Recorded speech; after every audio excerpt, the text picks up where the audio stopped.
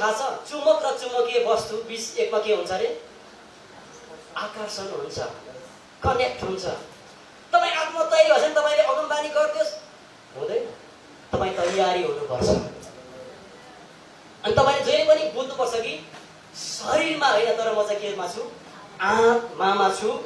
शरीरको कुराले तपाईलाई डिस्टर्ब गर्यो भने ए सत शरीर त शरीरमा त बस म आत्मा हो म चल्छु भनेर तपाईले प्राण र शरीरलाई तपाईले लिएर हिँड्नुपर्छ आमेन आमेन कता कता गो चस्मा लगाउने भाइ भनेर अगाडिबाट नचिनी मान्छे अगमबानी गर्न थाल्छ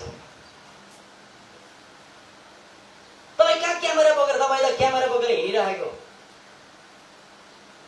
तपाईले अन्तिम दिनको योद्धाहरू तपाईले खडा गर्छ भनेर अगमबानी गर्छ अगाडि गर्छ त्यो आत्माको कुरा हो नि कसैले आत्मा नभइकन बोल्न सक्छ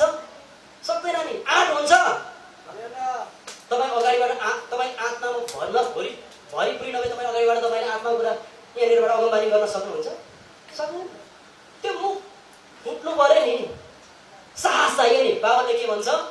त्यो साहससँग के हो एउटा महिमादेखि अर्को महिमा हामी हिँड्नुपर्छ जब हामी आफूले आफूलाई तयार गर्छौँ र हामी चाहिँ शरीरलाई देख्छौँ प्राणलाई देख्छौँ अनि आत्मालाई हामी के हो भन्ने कुरा वचनबाट हेर्छौँ अनि हाम्रो जीवन चाहिँ के हुन्छ फरक हुन्छ।